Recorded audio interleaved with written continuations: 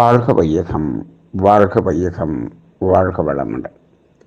குரு வாழ்க, குருவே துணை. குருவின் மலரடி போற்றி. சிந்தனையை உடல் நலத்தை சீரமைத்து உய்வித்த குருவே வாழ்க. தியானமே யோகம், யோகமே ஞானம். தமிழ் ஆனந்த யோகம். வாழ்க வளமுடன். இன்றைய சிந்தனை தலைப்பு சினம் கொடியது. சினம் என்பது ஒரு மன உணர்வு. மன உணர்வுகளிலே நாம் இன்பம், துன்பம், அமைதி, பேரின்பம் என்று பொதுவாக 4 உணர்வுகளை மகரிஷி அவர்கள் கூறுவார்கள். அதிலே அந்த இன்பம் என்பது அமைதி, பேரின்பம் என்ற நிலையில் ஒரு பரிமாணம் எடுத்து செல்லக்கூடியது. அந்த இன்பம் என்பதனுடைய அளவு முறை மீறும்போது துன்பம் என்று மகரிஷி அவர்கள் நமக்கு விளக்கியிருக்கிறார்கள். இப்போ அந்த துன்ப உணர்வு என்ற உணர்வு வருவதற்கு பல்வேறு காரணங்கள் நாம் நடைமுறையில் பார்க்கிறோம். பல்வேறு உணர்வுகளை நாம் துன்ப உணர்வாக உணர்கிறோம். அதில் ஒன்றுதான் இந்த சினம் என்பது. இப்போ அந்த சினம் என்ற உணர்வு என்பது கொடியது என்று சொன்னால் அது ஏன் அப்படி அதை மிகவும் கொடியதாக பார்க்கிறோம் என்று சொன்னால், இந்த உணர்வுகளிலேயே, அதாவது எதிர்மறையான உணர்வுகளிலேயே விரைவாக அதீதமான உயிராற்றலை விரயம் செய்யக்கூடிய ஒரு உணர்வு எது என்று சொன்னால் அது சினம் என்று சொல்லலாம். இப்போ சினம், பயம், கவலை, துக்கம், இப்படி பல்வேறு உணர்வுகள் இருக்கிறது. இவை அனைத்துமே துன்பம் என்ற ஒரு உணர்வில் கொண்டு சேர்க்கக்கூடிய உணர்வுகள்தான். இப்போ அதில் வாரி இறைக்கக்கூடியது என்று மகரிஷி அவர்கள் இதற்கு ஒரு வார்த்தை அவர்கள் சொல்லுவார்கள். உயிராற்றலை வாரி இறைக்கக்கூடியது என்று சொல்வார்கள். அப்படிப்பட்ட உயிர் விரயம் இருக்கக்கூடியதுதான் இந்த சினம். இப்பொழுது பொதுவாக இந்த சினம் எழுவதற்கான காரணம் என்ன என்று சிந்தனை செய்து பார்க்கும்போது என்ன சொல்கிறோம்? தேவை என்பதை நாம் உணரும்போது அந்த தேவைக்கான பொருளை தேடும் பொழுது அதற்கு தடை ஏற்படுகிறது என்று சொன்னால் அந்த இடத்தில் சினம் என்பது தோன்றுகிறது என்பதை நாம் ஒரு சிந்தனையாக உணர்ந்திருக்கிறோம். இது எங்கு தோன்றியது? ஈரறிவு ஜீவனிலேயே இது தோன்றியது. ஏனென்று சொன்னால் தேவை என்பது உயிரினம் என்று எப்பொழுது வந்ததோ அங்கே தேவை என்பது தோன்றிவிட்டது. ஏன் தேவை என்று தோன்றுகிறது என்று சொன்னால் பஞ்சபூதங்கள் இணைந்த ஒரு இணைப்பாக இயங்குவதுதான் உயிரினம். அந்த இணைப்பினுடைய அந்த இணைப்பு சதவிகிதம் இருக்கிறதே, அது எப்படி இருக்க வேண்டும்? சரியாக இருக்க வேண்டும். அந்த இணைப்பு சதவிகிதம் குறைவுபடும் பொழுது தேவை என்பது ஏற்படுகிறது. அப்போ பஞ்சபூதங்களாக இருக்கும் வரை அங்கு தேவை என்ற ஒரு வார்த்தைக்கே இடமில்லை. அதனுடைய இணைப்பு இருக்கும் பொழுது அது என்னாகிறது, தேவை என்ற உணர்வு இங்கு வருகிறது. அப்போ அதை நிறைவு செய்து கொள்வதற்காக நாம் இப்போ என்ன செய்கிறோம், பொருளை தேடுகிறோம் என்று சொல்லுகிறோம். அதாவது ஒரிஜினலாக அதை நம்ம எதை தேடுறோம் அப்படின்னு பார்த்தோம்னா, பஞ்சபூதங்களின் குறைபாடை பஞ்சபூதங்களின் மூலமாக நிறைவு செய்வது என்பதுதான் அந்த தேவை என்ற தேடுதல். அப்போ இது இயற்கையிலே அந்த பஞ்சபூதங்களின் இணைப்பு இசைவாக இருக்க வேண்டும் என்பதற்காக ஒரு தேவை என்று ஏற்படுகிறது. அதற்கு முயற்சி என்று செய்கிறோம். அப்போ அப்படி முயற்சி செய்யும் பொழுது அந்த பொருளை அடைவதற்கு ஒரு தடை வரும் பொழுது அந்த தடைக்கு காரணமாக இருக்கக்கூடிய இன்னொரு உயிரினம், இன்னொரு நபர், அப்போ அவர்கள் மீது ஏற்படுவது தான் இந்த சினம். அப்போ அந்த சினம் என்பது கூட தேவையின் அடிப்படையில் தான் எழுகிறது என்பதை ஐயறிவு ஜீவன் வரை பார்க்கிறோம். அதை நாம் எப்படி உணர்ந்திருக்கிறோம் என்று சொன்னால், ஆசை தடைப்படும் பொழுது அங்கு அந்த தடைக்கு காரணமாக இருக்கக்கூடிய அந்த நபரோ பொருளோ அவர்கள் மீது ஏற்படுவது சினம் என்று பார்க்கிறோம். சரி, ஆசை என்பது நிறைவேற வேண்டியது தானே? ஆமாம். அப்போ ஆசை தடைபடும் போது ஏற்படக்கூடிய சினம் ஐந்தறிவு ஜீவன் வரை. ஆனால் மனிதனிடத்தில் இது என்ன ஆகிறது, ஆசை நிறைவேறிய பின் அந்த பேராசை தடைபடும் போது ஏற்படக்கூடிய உணர்வு சினமாக மாறுகிறது. அப்போ மனிதனிடம் சினம் தேவையா என்று சொன்னால் தேவையில்லை. ஆனால் அது பல்லெடுங்காலமாக ஒவ்வொரு உயிரினத்தின் வளர்ச்சியிலும் இருந்து வந்த அந்த பதிவு, அதைத்தான் பொதுவாக இப்பொழுது என்ன சொல்லுகிறோம், காமம் சினம் இந்த இரண்டும் அந்த ஈரறிவு ஜீவனில் இருந்தே மலர்ந்து மனிதன் தோன்றும் பொழுதே இயல்பாக வந்தது என்று சொல்லிவிடுகிறோம்.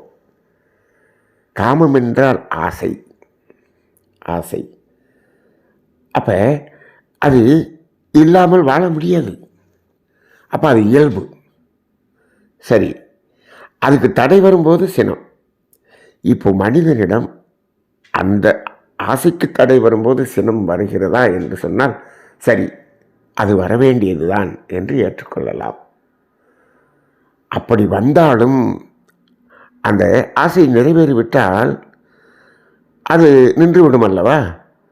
அந்த ஆசை என்ற தேவை நிறைவேறும் அளவுக்கு மட்டும்தானே அந்த சினம் வரும். அப்படி சினம் என்றால் அந்த சினம் கொடியதாகவே இருக்காது. அது ஒரு சிறிய அளவில் தான் இருக்கும், அது கொடியதாக மாறாது. இப்பொழுது என்ன ஆகிவிட்டது, பேராசை தடைபடும் போது சினம் என்று வந்துவிடும் பொழுது இந்த ஆசை என்பதற்கு தேவை என்பதற்கு ஒரு அளவு இருக்கிறது. பசி நீங்கிவிட்டால் அங்கே தேவை முடிந்து விடுகிறது. அப்போ அந்த இடத்துல சினம் முடிந்து விடுகிறது. விலங்கினங்கள் பாருங்கள், அந்த சினம் கொள்கிறது.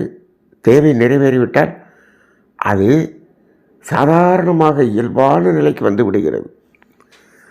இப்போது பேராசை தடைபடும் பொழுது என்று சொல்லும் பொழுது இந்த பேராசை என்பது நிறைவேறுவதற்கு ஏதாவது அளவீடு இருக்கிறதா? எந்த அளவீடு நிறைவேறினால் பேராசை என்பது பூர்த்தியாகும் என்று பாருங்கள். மனிதனிடம் பேராசை என்பதற்கு அளவீடே கிடையாது. there is no limit. என்ன ஆகிறது, ஒரு பேராசை கொள்கிறான், அது நடந்து முடிந்தவுடன் அதற்கு அடுத்த நிலைக்கு அவன் சென்று விடுகிறான். இது சென்று கொண்டே இருக்கிறது. எத்தனை 1000 கோடி பொருளேற்றினாலும் அதற்கும் மேல் இன்னும் வேண்டும், இன்னும் வேண்டும், இன்னும் வேண்டும், அப்படி வளர்ந்து கொண்டே செல்கிறது.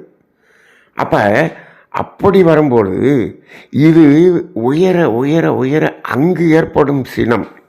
அப்போ என்ன ஆகுது? சினமும் பரிணாமம் எடுத்துக்கொண்டு செல்லுகிறது, உயர்ந்து கொண்டே செல்லுகிறது. மனிதனிடம் சினம் என்ன ஆகிறது? பேராசையின் உயர்வுக்கு தகுந்தாற்போல் சினமும் உயர்ந்து கொண்டே செல்லும் பொழுது அது உச்சநிலை சினமாக மாறுகிறது. அங்கே தான் கொடுமை என்று சொல்கிறோம். அப்போ சினம் கொடியது என்று சொல்ல வேண்டியதற்கு காரணம் என்ன? இது ஒரு உச்சநிலைக்கு சென்று விட்டது. அதனுடைய உச்சநிலையை இப்பொழுது நாம் பார்த்து கொண்டிருக்கிறோம், இந்த சமுதாயத்தில் பார்த்து கொண்டிருக்கிறோம். 3ஆம் உலகப் போர் வந்து விடுமோ என்ற ஒரு அச்சம். எதற்கு? எதற்கு? தேவையை நிறைவு செய்து கொள்வதற்காகவா? இந்த இவ்வாறு அந்த சண்டையிடுவதற்கு தயாராகி கொண்டிருக்கக்கூடிய நாடுகளின் பெயர்களையெல்லாம் குறித்து அதை ஆய்வு செய்து பாருங்கள்.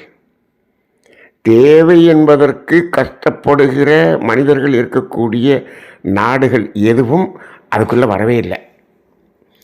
எல்லாமே தேவையை மீறி ஆடம்பரமாக, அதீத ஆடம்பரமாக அனுபவித்து கொண்டிருக்கக்கூடிய மக்கள் இருக்கக்கூடிய நாடுகள் தான் இதற்கு தயாராகி கொண்டு இருக்கிறது. எதற்கு? 3ஆம் உலகப் போருக்கு தயாராகி கொண்டிருக்கிறது. அப்போ இந்த சினம் எந்த அளவுக்கு சென்று விட்டது என்று பாருங்கள். எப்படி இந்த உலகையே ஒரே ஒரு அணுகுண்டின் மூலமாக அழித்து விடுவோம் என்ற அளவுக்கு அந்த சினம் சென்று விட்டது. அப்போ என்னாச்சு? இந்த இயற்கையை, இந்த பூமியில் இவ்வளவு வளங்களையும் உற்பத்தி செய்து அது நமக்காக கொடுத்திருக்கிறது, கொடையாக கொடுத்திருக்கிறது. இந்த மனிதன் அது முழுவதையும் அழித்து கொள்ளக்கூடிய அளவுக்கு அந்த சினம் உச்சத்தில் சென்று விட்டான். இப்போ இயற்கையை அழிக்கிறானா, இயற்கையை எதிர்க்கிறானா, இறைவனை எதிர்க்கிறானா என்று பாருங்கள். இறைவனையே எதிர்க்கிறான் என்ற அளவுக்கு அந்த சினம் போய்விட்டது.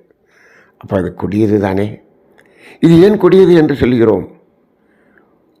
இப்போ 850 கோடி மக்களையும் அழித்து விடக்கூடிய அளவுக்கு ஆயுதங்களை தயார் செய்து வைத்திருக்கிறான் என்று சொன்னால் இது கொடுமை அல்லவா? இது கொடியது அல்லவா? எவ்வளவு பெரிய கொடுமை! அதனால்தான் சினம் கொடியது என்று சொல்கிறோம். இன்னும் மகரிஷி அவர்கள் சொல்வார்கள், ஒரு விலங்கினம் தேவை என்பதற்காக தடைபடும் பொழுது சினம் வருகிறது என்று சொன்னால் தனது உடலின் ஆற்றலை கொண்டுதான் அந்த சினத்தை அது என்ன பண்ணும்? இன்னொரு விலங்கினத்திடம் காட்டும். இப்பொழுது சினம் கொள்ளக்கூடிய மனிதன் எங்கே இருக்கிறான்? அவனது அலுவலகத்திலே, அவனது அரண்மனையிலே எப்படி இருக்கிறான்? சொகுசாக இருந்து கொள்கிறான். ஆனால் இப்பொழுது அதனால் பாதிக்கப்படக்கூடியவர்கள் யார் என்று பார்த்தால் பொதுமக்கள், அந்த சண்டையிடக்கூடிய இந்த இராணுவத்தினர், அப்பாவி பொதுமக்கள். ஆனால் இந்த சினத்தை உருவாக்கி அந்த ஒரு நாட்டுக்கு நாடு சண்டையை தூண்டிவிட்ட அந்த இருவரும் அங்கு பாதுகாப்பாக அமர்ந்து கொள்கிறார்கள். அவர்களுக்கு பாதுகாப்பு கொடுப்பதற்கு என்று அத்தனை இராணுவத்தினர் அங்கு வரை இருக்கிறார்கள். இவர்களை பாதுகாப்பாக வைத்துக்கொண்டு இந்த பொதுமக்களையும் அங்கு இருக்கக்கூடிய இயற்கையையும் அழித்து கொண்டிருக்கக்கூடிய அளவுக்கு எதை வைத்துக்கொண்டு? நவீன கருவிகளை வைத்துக்கொண்டு, அழிக்கக்கூடிய கருவிகளை வைத்துக்கொண்டு இப்பொழுது போர். அப்போ இது கொடுமை அல்லவா? கொடியது அல்லவா? இப்போது இந்த அளவுக்கு மனிதனுடைய சினம் உயர்ந்து விட்டது என்பதை நாம் இப்பொழுது பார்த்து கொண்டிருக்கிறோம். இந்த இடத்திலே இந்த கொடிய ஆயுதங்களை தயாரிப்பதற்கு இந்த மனிதனுடைய 6வது அறிவை, அவனோடது கல்வியின் திறனை ஒரு உச்சகட்டமான அந்த ஆராய்ச்சியின் மூலமாக இதையெல்லாம் கண்டுபிடித்து கொடுக்கக்கூடிய விஞ்ஞானிகள் வேறு இருக்கிறார்கள். அவர்கள் என்ன கண்டுபிடித்து கொடுத்திருக்கிறார்கள்? இந்த கருவியின் மூலமாக அப்பாவி பொதுமக்களை கொள்வதற்கு உரிய ஆயுதங்களை கண்டுபிடித்து அதை தயார் செய்யக்கூடிய ஒரு எத்தனை அந்த நவீன அதாவது இயந்திர வல்லுநர்கள் வேலை செய்து கொண்டிருக்கிறார்கள் பாருங்கள். அதை இன்னும் புதிதாக கண்டுபிடித்து கொண்டே இருக்கிறார்கள். அப்போ இது அனைத்தும் என்ன ஆகிறது? இந்த சினத்தின் அடிப்படையில் எழக்கூடியது. இதையெல்லாம் இந்த 850 கோடி மக்களுக்கும் ஒரு ஆக்கப்பூர்வமாக அவர்களது தேவையை நிறைவு செய்து கொள்வதற்கு பயன்படுத்தினால் இந்த உலகத்தில் இருக்கக்கூடிய மனிதகுலம் அனைத்தும் துன்பம் என்ற ஒரு உணர்வே இல்லாமல் அந்த ஆனந்தம் மகிழ்ச்சி என்ற நிலையில் அனைத்து மனிதர்களும் வாழ முடியும். அப்போ அதை இப்போது எப்படி பயன்படுத்தி கொண்டிருக்கிறோம்? எத்தனை நாடுகளில் இந்த தேவையை பூர்த்தி செய்து கொள்ள முடியாமல் ஒரு குழந்தைகள் முதற்கொண்டு செத்து மடிகின்றதையும் பார்த்து கொண்டிருக்கிறோம். இதெல்லாம் இந்த போரிடக்கூடிய அந்த நாடுகளின் தலைவர்களுக்கு தெரியாதா? இதற்கு இத்தனை கோடி, இத்தனை ட்ரில்லியன் கோடி, இத்தனை மில்லியன் கோடி செலவு செய்கிறீர்களே, இதில் ஒரு பகுதியை அந்த தேவையை பூர்த்தி செய்வதற்கு அதை கொடுக்கக்கூடாதா என்ற எண்ணம் இல்லையே. அப்போ என்ன ஆகிவிட்டது? இந்த மனிதனுடைய பேராசை ஒரு உச்சத்துக்கு சென்று அது சினமாக மாறி இப்பொழுது ஒரு கொடூரமான ஒரு உலகத்தில் இப்பொழுது பயணித்து கொண்டிருப்பதாய் இருக்கிறது. சரி, இப்போ இந்த சினத்திலிருந்து இந்த உலகம் மனிதன் விடுதலை பெற வேண்டும் என்று சொன்னால் அவர்களையெல்லாம் நாம் மாற்ற முடியாது.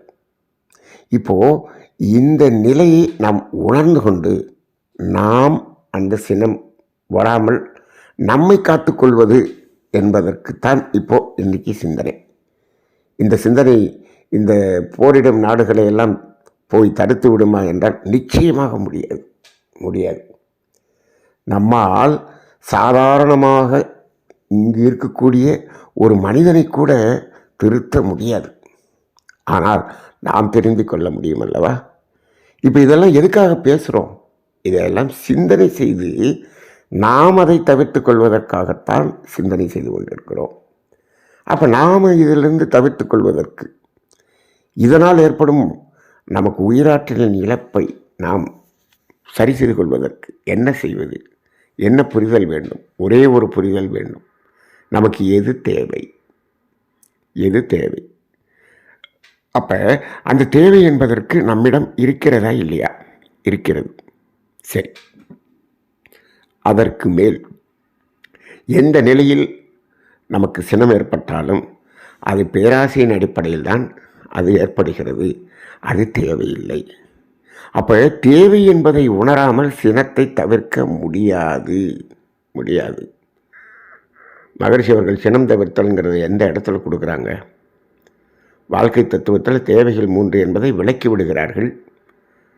அந்த தேவையின்பால் ஏற்படக்கூடிய எண்ணம் என்பது ஆசை என்று எண்ணம் ஆராய்தல், ஆசை சீரமைத்தல் ரெண்டையும் கொடுத்த பிறகுதான் சினந்தவர்த்தல் கொடுக்கிறார்கள்.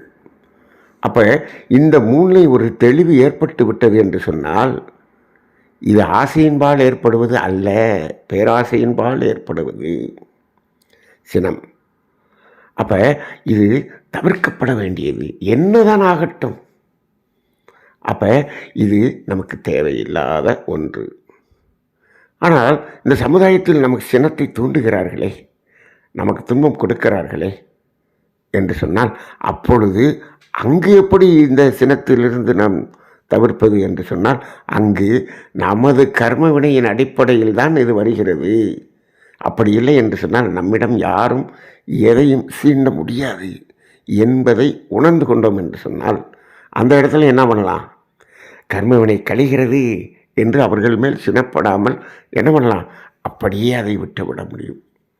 அப்போ இந்த சினத்திலிருந்து நாம் வெளிவருவதற்கு ஒரு 3 விடயங்கள் நமக்கு இப்பொழுது வேண்டும். 1 மன அலைச்சலை குறைக்கக்கூடிய தவம். 2 தேவை என்பது என்ன என்பதில் ஒரு தெளிவான புரிதல். 3 எல்லாமே நமது கர்ம வினையின் அடிப்படையில் தான் நமக்கு வரக்கூடிய விளைவுகள் வருகிறது என்ற ஒரு புரிதல். இந்த 3 விடயங்கள் இருந்தால் போதும், நாம் சினத்திலிருந்து என்ன பண்ணலாம்? விடுதலை பெற்றுக் கொள்ளலாம், அதை தவிர்த்து கொள்ளலாம். அது தோன்றும் பொழுது இந்த 3 அடிப்படையில் பாருங்கள் என்னாகும். அந்த சினம் எழும்போதே அதை என்ன பண்ணலாம்? தவிர்த்து கொள்ளலாம். ஆக இதற்கு தவம் உதவும். அது இல்லாமல் இந்த 2 தத்துவ புரிதல்களும் அதை நடைமுறைப்படுத்துவதற்கு உதவும். சரி, தன்னைத்தான் காக்கின் சினம் காக்க என்று வள்ளுவர் அந்த குறளை இங்கு நாம் சிந்தனைக்கு எடுத்திருக்கிறோம். இப்போது தன்னைத்தான் காக்கின் என்று சொன்னால் தன்னை எப்படி என்ன காக்கிறதுக்கு? இந்த உயிராற்றல் விரயமாவதை தடுத்து நம்மை காப்பதற்கு. இந்த உயிராற்றல் உயிராற்றல் வெளியில் போயிடுச்சுன்னா மரணம், உயிராற்றல் விரயமாயிடுச்சுன்னா நோய். அப்போ நம்ம மரணத்திலிருந்தும் நம்மை காத்துக்கொள்ள வேண்டும், நோய் துன்பத்திலிருந்தும் காத்துக்கொள்ள வேண்டுமா இல்லையா? ஆம், நாம் ஆரோக்கியமாக இருக்க வேண்டும். அப்படின்னா என்ன பண்ணுறது? சினம் காக்க, இல்லாட்டி தன்னையே கொல்லும் சினம். அப்போ இது அந்த அளவுக்கு ஒரு மனிதனை கொண்டு சென்று விடுகிறது. அப்போ அந்த உயிராற்றலை வாரி இறைக்கக்கூடியதாக இருக்கிறது என்ற அடிப்படையிலே இதை நாம் உணர்ந்து அதை நாம் சமன் செய்ய வேண்டும் என்பதுதான் அந்த சிந்தனையினுடைய கருத்தாக இருக்கிறது. பொதுவாக அதிகமாக நாம் அந்த கடமை என்பதில் தொடர்பு கொண்டு இருக்கிறோமே, நமது குடும்ப அங்கத்தினர்கள், அங்கு சில எதிர்பார்ப்புகளை வைத்துக் கொள்கிறோம். அதன் அடிப்படையில் தான் அங்கு சினம் வருகிறது. இப்போது அந்த இடத்தில் கூட எதிர்பார்ப்புகளை குறைத்து கொள்வோம், அவ்வளோதான். மகரிஷி அவர்கள் அதைத்தான் சொல்வார்கள். எதிர்பார்ப்புகளை குறைத்து கொண்டால் அந்த சினம் வருவதற்கான சூழ்நிலை அங்கு குறைந்துவிடும். அதேபோல் சில நிகழ்வுகளை, சில விளைவுகளை ஏற்றுக்கொள்ளும் பக்குவம் வர வேண்டும். அது இந்த கர்மவினை தத்துவம், செயல் விளைவு தத்துவம் புரிதல் இல்லாமல் அது வராது. அப்போ அனைத்தும் இதன் அடிப்படையில் தான் நிகழ்கிறது. நடக்க வேண்டியது தான் நடக்கிறது, நிகழ வேண்டியது தான் நிகழ்கிறது என்ற ஒரு நிலை எப்பொழுது நமக்கு புரிதலுக்கு வரும் என்று சொன்னால், இந்த 2 தத்துவங்களும் தெளிவாக இருக்கும் பொழுது தான் அது புரிதலுக்கு வரும். அந்த அடிப்படையில் இவை எல்லாவற்றையும் சிந்தனையாக கொண்டு இந்த சினம் என்பது கொடியது, இது நம்மிடமிருந்து முழுமையாக விலக்கிக் கொள்வோம். அது மட்டுமல்லாமல் இந்த சினத்தால் உலகம் இப்படி சென்று கொண்டிருக்கிறது, இந்த உலகம் மாறட்டும். உலக தலைவர்கள் அவர்களிடம் மாற்றம் ஏற்படட்டும். இதற்காகத்தான் உலகில் உள்ள பொறுப்புடைய தலைவரெல்லாம் உயிரறிவை உள்ளுணர்ந்த பெறுதல் வேண்டும் என்று மகரிஷி அவர்களுடைய பாடல் சொல்லுகிறது. அதற்கு நாம் என்ன செய்வோம்? நமது அலைகளை இந்த பிரபஞ்சத்தில் வீசுவோம். அவர்கள் மாறட்டும், அவர்கள் மாறுவதற்குரிய சூழ்நிலை உருவாகட்டும். இந்த கல்வியாளர்கள், அவர்கள் விஞ்ஞானிகள், இவர்களெல்லாம் இந்த அழிவுக்காக எதையும் நாங்கள் தயார் செய்ய மாட்டோம், அதை கண்டுபிடிப்புகளுக்கு உதவ மாட்டோம் என்று அவர்கள் வாழக்கூடிய ஒரு சூழல் உருவாகட்டும் என்று இந்த சமுதாயத்தை வாழ்த்துவோம். இதுதான் நாம் செய்யக்கூடியதாக இருக்கிறது. அந்த அடிப்படையிலே இதை உணர்ந்து நம்மை காத்துக்கொள்வோம். நமது குடும்ப அளவில் இதை நாம் நடைமுறை செய்து கொள்வோம். சமுதாயம் தானாக மாறக்கூடிய ஒரு சூழலை இந்த இயற்கையும் அமைத்து கொள்ளும். இந்த இறைநிலை அதற்குரிய சூழலை உருவாக்கட்டும் என்று நமது எண்ணங்களை பிரபஞ்சத்தில் விதைத்துக் கொள்வோம். வாழ்க வளமுடன்.